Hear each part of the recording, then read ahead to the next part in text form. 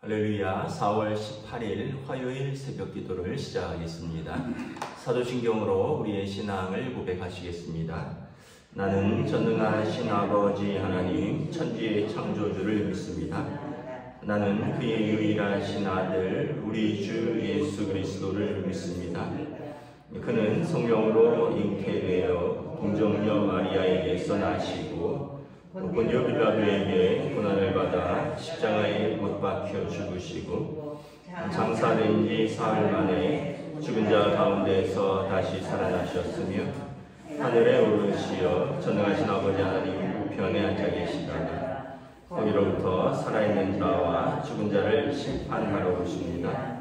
나는 성령을 믿으며 거룩한 공교회와 성도의 교제와 죄를 용서받는 것과 몸의 부활과 영생을 믿습니다. 아멘. 312장 찬양하시겠습니다. 찬송가 312장입니다.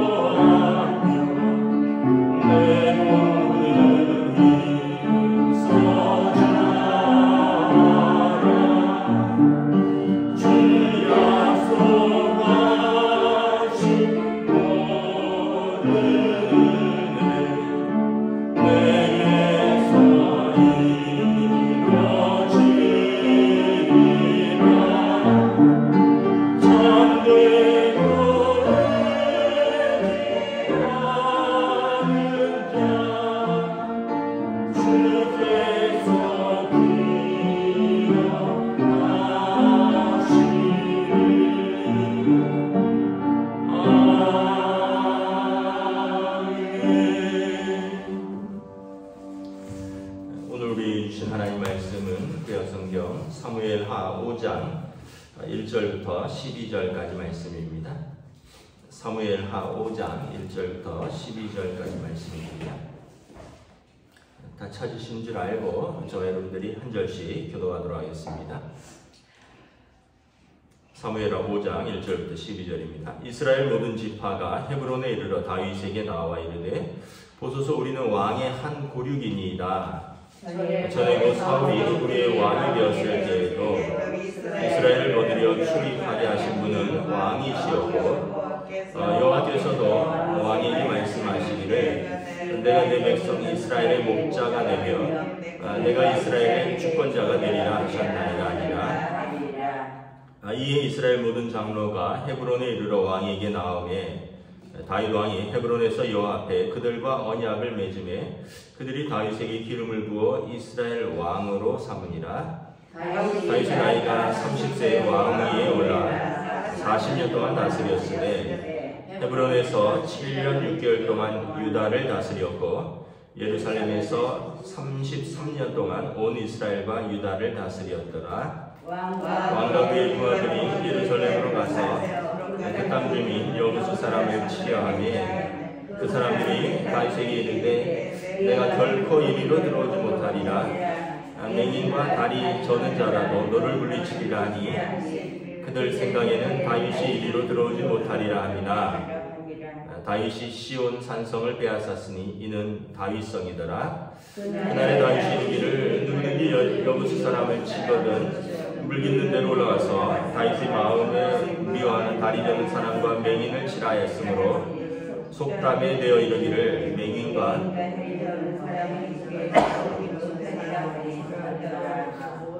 다윗이 그 산성에 살면서 다윗성이라 이름하고 다윗이 밀로에서부터 안으로 성을 둘러싸으니라. 만군의 하나님 여호와께서 함께 계시니 다윗이 점점 강성하여 가니라. 두로왕 히람이 다윗에게 사절들과 백향목과 목수와 석수를 보내매 그들이 다윗을 위하여 집을 지으니 다윗이 여호와께서 자기를 세우사 이스라엘 왕으로 삼으신 것과 그의 백성 이스라엘을 위하여 그 나라를 높이신 것을 알았더라. 아멘. 할렐루야. 네, 오늘도 새날을 주셨습니다. 하나님께서 은혜와 평강 주시기를 축복합니다. 오늘 이제 본문에 보면 이제 드디어 다윗이 이스라엘 12지파 전체의 왕이 됩니다. 사울 왕이 죽고 나서 다윗은 헤브론으로 가서 정착을 했죠. 헤브론은 자기가 이제 출신인 유다 지파의 본거지입니다. 그래서 헤브론에서 7년 6개월 동안 유다 지파의 왕으로 있으면서 그 사이에는 그 사울의 남은 아들 이스보셋이 2년 동안 왕으로 있었고요. 또 이스보셋이 살해당하고 그러면서도 무려 또 5년 6개월의 시간들을 기다렸고 결국 다윗이 이제 전체 통합 이스라엘의 왕이 됩니다. 4절에 보면 다윗의 나이가 30세의 왕이 올라 40년 동안 다스렸을 때 헤브론에서 7년 6개월 동안 유다를 다스렸고 예루살렘에서 33년 동안 온 이스라엘과 유다를 다스렸더라. 그러니까 다윗이 우리가 이제 대충 추산을 해보면 골리앗을 쓰러뜨렸을 때가 그때 다윗이 유대인 율법에 만 20세가 되지 않아서 군인으로 징집되지 않았을 때입니다. 형들만 군인이었고 2세에게 8아들이 있었다 그랬죠. 그런데 첫째, 둘째, 셋째가 징집되었으니까 넷째부터 8째까지는 징집되지 않았던 때입니다. 그러면 우리가 그냥 가장 쉽게 계산을 해서 연년생이라 쭉 쳐도 4, 5, 6, 7, 8, 20에서 5명, 5살 빼면요. 아마 골리앗과 싸웠을 때는 거의 15살, 최소 15살, 최대 15살인가요? 그렇단 얘기죠. 그러니까 완전히 소년 장사였고, 그리고 나서 사울 궁정에 좀 출입했던 때가 아마 2, 3년이 안 되었을 것입니다. 그리고 이제 사울에게 쫓겨다니는 세월이. 그러면 30세에 헤브론에서 왕위에 올랐으니까 한 12, 13년간은 좋게 쫓겨다녔고요.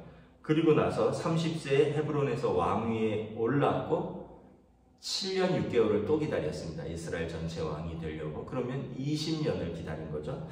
다시 말하면 다윗이 그냥 이스라엘의 왕이 된 게 아니라 한 13, 14년간은 고난의 세월이 있었고요.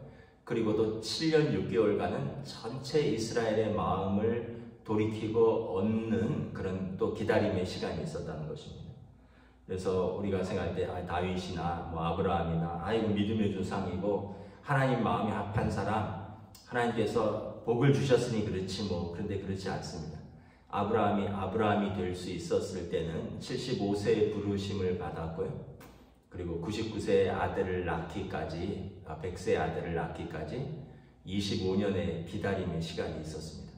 다윗이 왕이 될 때는 전체 이스라엘의 왕이 되기까지는 20년의 고난과 기다림의 세월이 있었다는 거죠. 그러니까 우리가 또 이런 이야기를 합니다. 아이고 다윗이니까 그랬지. 아브라함이니까 그랬지, 모세니까 그랬지. 모세는 40년이죠. 이집트 궁정에서 나와서 하나님의 부르심을 받기까지 미디안 광야에서 40년 동안 그가 기다렸습니다. 우리가 생각할 때 모세니까 그랬지. 그런데 여러분, 그분들의 고난과 그분들의 인내를 생각을 하셔야 돼요. 우리에게 그렇게 고난당하라 그러고 우리에게 그 세월을 인내하라 그러면 우리는 그렇게 하지 못할 겁니다. 그래서 우리가 믿음의 조상이 왜 괜히 믿음의 조상이 아니고 왜 괜히 하나님의 마음에 합한 사람이 아닌가. 다윗처럼 여러분, 대통령이 예를 들어서 지명수배 내려서 여러분 전국의 경찰과 군인들이 다 쫓는다고 생각해 보세요. 그럼 여러분 그 세월을 어떻게 살 수 있겠습니까? 다윗이 망명하고 미친 척하고 온 동굴과 산에 숨어 다니고 이 세월을 무려 13년 이상을 했다는 거죠. 그러면서도 한결같은 태도가 있었습니다. 하나님을 신뢰했고요. 그리고 자기에게 오는 사람들을 선대했습니다. 성경의 로마서에 환난은 인내는 연단은 소망을 이루는 줄 알미라. 다윗은 환난 중에서 인내를 배웠습니다. 여러분, 인내는 환경에 대해서 참고요. 사람에 대해서 용납하고 참는 것입니다. 환경에 대해서 견디고 사람에 대해서 참는 게 인내입니다. 인내는 우리가 그냥 막연히 아이고 참아야지가 아니라 그 환경을 견디는 겁니다. 그 사람에 대해서 참는 거예요. 그러면서 환난 속에서 인내를 배우고요. 그러면서 그 인내 속에서 연단되는 겁니다. 다듬어지고요. 보석처럼 되는 거죠. 정금같이 나오는 것입니다. 그리고 소망을 이루는 줄 알미라. 우리가 생각할 때, 이런 환경에서 내가 어떻게 사나? 근데 거기서 견디고 참으면서 우리가 다듬어지고 하나님께 소망을 두면 때가 이름에 하나님 앞에서 정금같이 다듬어지는 시간이 온다는 거죠. 욥기에서도 보면 욥이 그 극심한 환난 속에서 하나님께 소망을 두고 그가 인내하죠. 그리고 나중에 이렇게 고백하죠. 내가 하나님에 대해서 귀로 듣기만 하였었는데 이제 내가 내 눈으로 보나이다. 하나님에 대해서 고난 속에서 하나님을 깊이 만나고 그리고 그가 완전히 또 새로워지는 거죠.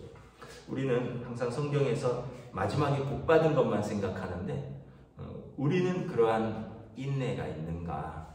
우리는 그러한 연단이 있는가? 우리는 그 연단과 인내 속에서 하나님께 소망을 두는가를 다시 한번 생각을 해봐야 됩니다. 다윗의 삶을 쭉 보시면 알겠지만 여러분, 반응은 다윗이 하는 거예요. 환경은 다윗 마음대로 움직여지지 않습니다. 환경은 여러분 내 뜻대로 움직여지지 않아요. 사람도 내 뜻대로 움직이지 않습니다. 그런데 그 반응은 내 뜻대로 하는 거예요. 그 환경에서 그 사람에 대해서 내가 반응하는 거예요. 아마 저나 여러분들 같았으면 그냥 다 죽여버리겠다 내지는 아이고 내가 죽어버려야겠다 이렇게 반응을 했을 거예요. 극심한 환난 속에서. 그런데 다윗은 항상 올바른 반응을 선택을 합니다. 올바른 말을 하고요. 올바른 생각을 가지고 하나님 앞에서 사람들 앞에서 그가 항상 올바른 선택을 하려고 애를 씁니다. 그래서 다윗이 다윗 되는 겁니다. 저와 여러분들도 여러분 환경과 사람에 따라서 막 흔들리면 사람이니까 그럴 수 있는데 여러분 거기서 내 마음을 지켜가는 것, 거기서 내가 올바른 선택을 하는 것, 하나님 뜻대로 선택하는 것, 이게 영성인 거죠. 영성은 주일날 거룩하게 찬양하고 예배 잘 드리는 것, 그것도 영성이지만 일상에서 나타나야 되는 거죠. 일상에서 내가 어떤 반응을 보이느냐, 내가 어떤 선택을 하느냐가 사실은 우리의 영성이라고 볼 수 있습니다. 다윗 왕을 그런 면에서 보면 한결같이 20년 동안 하나님과 사람들 앞에서 준비되어 가는 것을 보여줍니다. 결국 2절에 보면 이스라엘의 모든 장로들 12지파들이 나와서 다윗에게 이렇게 청합니다. 1절에 보면 왕은 우리와 한 고륙입니다. 12지파는 다 아브라함의 자손이죠. 또 전에 사울이 우리 왕이 되었을 때도 왕께서 이스라엘을 거느려 출입하셨습니다. 그때는 이제 사울 왕의 신하로서 골리앗과 맞서 싸우며 이스라엘을 위해서 그가 수고했다는 거죠. 그리고 하나님께서 왕에게 내가 내 백성 이스라엘의 목자가 되며 내가 이스라엘의 주권자가 되리라 하셨나이다. 사무엘이 다윗에게 기름을 부으신 것을 아는 거죠. 그러면서 이스라엘의 모든 장로가 다윗과 언약을 맺습니다. 이제 우리의 왕이 되어 주십시오. 2절에 보면 왕은 어떤 사람이냐면 이스라엘의 목자입니다. 목자. 그리고 이스라엘의 주권자인데 하나님께서 주신 양떼를 잘 돌보고 먹이고 입히고 하나님의 뜻대로 다스리는 사람이 왕이라는 거죠. 그런 면에서 보면 사울 왕은 자기 뜻대로 이제 통치했고 자기 뜻대로 살다가 불순종하다 하나님께 버림을 받았고, 다윗 왕은 자기가 이제 힘이 있을 때도, 힘이 없을 때는 물론이거니와 힘이 있을 때도 자기 뜻대로 하지 않고 하나님께서 맡겨주신 목자로서 양떼들을 잘 돌보고 양육을 한 거죠. 여러분, 우리 모두가 다 각자가 주신 가정에서 또 일터에서 하나님의 교회에서 하나님께서 우리에게 맡겨주신 사명이 있고 직분이 있습니다. 그게 뭘까요? 여러분, 가정에서 아내로서, 엄마로서, 할머니로서, 가정에서 아들로서, 아빠로서, 아버지로서, 할아버지로서 그 가정이 목자입니다. 여러분들에게 주신 사람들을요, 하나님의 뜻대로 잘 돌보고 먹이고 입히고 믿음으로 양육할 책임이 여러분들에게 있는 것입니다. 또한 우리는 하나님의 교회에서 직분을 받은 사람들입니다. 하나님의 뜻대로 하나님께 맡겨주신 그 직분을 어떤 분은 목사와 장로로, 어떤 분은 집사와 권사로 그 직분들을 온전히 감당하는 것, 하나님께서 맡겨주신 것, 하나님 여호와께서 맡겨주셨다, 하나님께서 맡겨주셨다. 우리가 왜 자기 사명을 소홀히 하느냐 하면 내가 했다라고 생각을 할 때가 있습니다. 내가 저 사람하고 결혼을 했고 내가 쟤들을 낳았고 그러니까 화가 나는 거예요. 그런데 내가 언제 장로한다 그랬어, 내가 언제 권사한다 그랬어, 그러니까 그 일이 버겁고 힘든 거예요. 내가 하는 게 아니에요. 하나님이 주신 거예요. 여러분, 사람 결혼도 마찬가지고 가정도 마찬가지고 자녀도 마찬가지고 교회 직분도 하나님이 다 주셨다고 생각하면 감사로밖에 받을 수가 없습니다. 근데 내가 했다 하니까, 내가 너를 구원했어, 결혼해서도 그런 사람들이 있잖아요. 내가 당신을 구원했어, 이렇게 착각입니다. 내가 너희들을 낳아서 내가 너희들을 지금까지 키웠어. 물론 맞는 말이지만 여러분, 그것도 하나님의 은혜로 한 거예요. 내가 할 수 있는 것은 별로 없어요. 내가 이 교회에서, 그것도 착각입니다. 여러분, 수많은 사람들의 수고와 헌신과 기도 속에, 그 역사 속에서 하나님께서 역사하신 거예요. 우리가 내가 이러면 참 은혜를 모르는 사람이 되고요. 그러면 쉽게 월권하게 되고 또는 쉽게 사명을 포기하게 됩니다. 하나님께서 내게 주신 직분이다, 하나님께서 내게 맡겨주신 사명이다 생각을 하면 고난이 있어도요, 그 가정과 또 그 교회와 그 일들을 하나님이 내게 주셨다 하면 우리가 쉽게 포기할 수 없습니다. 내가 했다고 생각하면 내가 했으니까 내가 포기할 수 있는 거죠. 그래서 여러분, 다윗 왕의 참 영성을 참 부러워하는데, 하나님 앞에 서는 그날까지 여러분, 우리의 수고는 계속되는 거예요. 여러분, 다윗이 고난이 끝났나요? 나중에 더 극심한 고난이 옵니다. 가장 극심한 고난은 여러분 뭘까요? 사실은 자녀들 때문에 오는 고난입니다. 무려 왕자의 난이 2번이나 일어납니다. 아들들이 아들을 죽이고 딸에게 수치를 주고 이런 일이 2번이나 일어나면서 아들이 아버지를 쫓아내고 아버지를 죽이려고 하고 신하들이 또 반란을 꾀하고, 다윗의 삶은 사실은 죽을 때까지 고난이에요. 죽을 때까지 고난. 그런데 한결같아요. 잘못할 때도 있었지만 한결같이 그냥 하나님을 바라보며 잘못하면 회개하고 용서를 구하고 또 오늘 보면 점점 강성해집니다. 그런데 12절에는 다윗이 여호와께서 자기 길을 세우사 이스라엘의 왕이로 삼으신 것과 그의 백성 이스라엘을 위하여 그 나라를 높이신 것을 알았더라. 좋아지면 감사하는 거죠. 아, 하나님이 나를 세우시고 하나님께서 나를 높이시는구나. 감사하는 거죠. 그리고 고난이 있으면 하나님께 부르짖고 하나님께 메어 달리고. 다윗은 야, 내가 얼마나 수고했는지 아느냐, 내가 얼마나 참았는지 아느냐, 내가 얼마나 노력했는지 아느냐, 그런 말을 하지 않았습니다. 오늘 본문에 보면 쭉 기다렸고 순리대로 행했고 그러면서 하나님 앞에서 아, 하나님께서 나를 세우시는구나, 하나님께서 나를 높이시는구나, 하나님께서 우리나라를 인도하시는구나, 하나님의 은혜구나. 그래서 하나님의 은혜를 알고 감사하고 또 고난이 있으면 고난 속에서 인내하고 하나님의 뜻대로 행하고. 6절에 보면 다윗은 이제 예루살렘 성을 이제 차지합니다. 예루살렘은 우리나라로 말하면 수도 서울입니다. 거의 중심에 있습니다. 이스라엘에 가면 중심에 있는데 어떤 도시냐면 한쪽 면이 남산처럼 되어 있어요. 우리가 남산 올라가면 성벽 있잖아요. 성벽 깎아지른 듯한 성벽이 있고 그쪽으로 케이블카 다니잖아요. 그 계단이 있고 예루살렘이 그렇게 되어 있습니다. 그 예루살렘 꼭대기에 성전이 있다 그랬잖아요. 그래서 성전에서 마귀가 예수님께 시험을 하면서 성전 꼭대기에서 뛰어내려봐라. 그러니까 그 케이블카 닿는 그 봉수대 있는 데서 밑으로 뛰어내리라는 그런 얘기예요. 그러니까 천혜의 요새인 것입니다. 그 여부수 족속이 차지하고 있었는데 그 천혜의 요새 한쪽은 도저히 이렇게 절벽이라서 올라갈 수가 없어요. 다른 쪽은 또 굳건하게 성벽이 쌓여 있어요. 근데 다윗이 그 성을 치고 거기를 이제 수도로 삼습니다. 그래서 예루살렘 평강의 땅이라는 뜻입니다. 평강. 그리고 그곳을 다윗성, 시온성. 오늘도 예루살렘을 다윗성이라고 합니다. 오늘도 그곳을 시온성이라고 합니다. 하나님께서 주신 은혜로 또 그 땅을 차지하는 것입니다.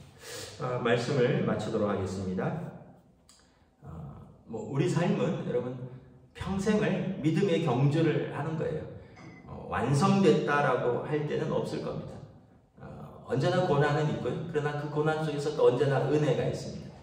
항상 슬픔만 있는 때는 없고요. 또 항상 기쁨만 있을 때도 없습니다. 그런데 슬픔 속에서 기도하고 또 은혜 속에서 찬송하는 겁니다. 야고보서에 너희 중에 즐거워하는 자가 있느냐? 저는 찬송할 것이요. 너희 중에 고난 당하는 자가 있느냐? 저는 기도할지니라. 그게 여러분 하나님 백성의 살아가는 방식입니다. 저 여러분들이 오늘도 믿음의 말을 하시고 또 은혜로 감사하시고 기쁘면 찬송하시고 슬플 때 기도하면서 우리에게 주어진 날들을 또 우리에게 주어진 사람들과 함께 우리에게 주어진 소명의 길을 믿음으로 걸어가시기를 주님의 이름으로 축복합니다. 기도하겠습니다. 하나님 은혜를 감사합니다. 오늘 다윗 왕을 보면서 우리가 다시 한번 깨닫습니다. 참 우리의 삶은 하나님께서 우리에게 주신 사람들과 함께 또 그 주어진 환경 속에서 때로는 내 뜻대로 되지 않고 때로는 극심한 고난도 있고 시험도 있고 유혹도 있고 또 즐겁고 감사한 일도 있는데 우리가 한결같이 하나님 앞에서 뜻을 두고 환난과 고난과 시험 속에서는 하나님을 의지하고 하나님을 붙들며 견디고 이기며 나아가고 은혜와 또 기쁨 속에서는 감사하고 찬양하며 겸손히 하나님 앞에 서 있는 것이 믿음의 삶이구나. 다윗 왕의 삶을 보면서 깨닫습니다. 우리에게도 주신 사명이 있습니다. 우리에게도 허락하신 가정이 있습니다. 우리에게도 우리에게 맡겨주신 또 섬기고 돌보고 사랑하라고 주신 가족들이 있습니다. 또한 우리에게 또 달란트를 따라 직업을 주셨고 일터를 주셨고 또 하나님의 교회에서 귀한 섬기는 직분을 맡겨주셨습니다.